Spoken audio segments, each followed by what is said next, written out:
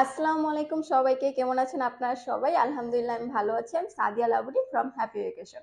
আজকে আমি আপনাদের সাথে কথা বলবো জাপান ট্যুরিস্ট এবং বিজনেস ভিসা নিয়ে। আপনারা যারা জাপান ট্যুরিস্ট এবং বিজনেস ভিসা করতে চাচ্ছেন, অনেকদিন ধরে আপনারা জানেন যে এখন কিন্তু স্লট ওপেন করে দিয়েছে।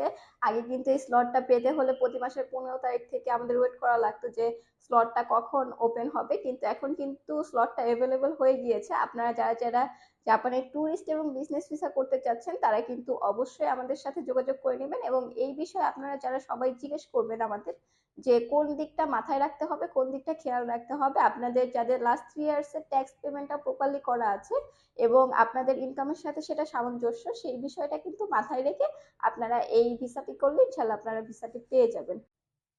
আপনারা যারা আরো বিস্তারিত জানতে চাচ্ছেন তারা কিন্তু অবশ্যই আমাদের দেওয়া নাম্বারে কন্ট্যাক্ট করে নেবেন, অথবা আমাদের অফিসে ভিজিট করে যাবেন। আমাদের অফিস অ্যাড্রেসটি হচ্ছে house number 1263, road number 10, Avenue 2, Mirpur, DOHS. ধন্যবাদ সবাইকে। ভালো থাকবেন, সুস্থ থাকবেন।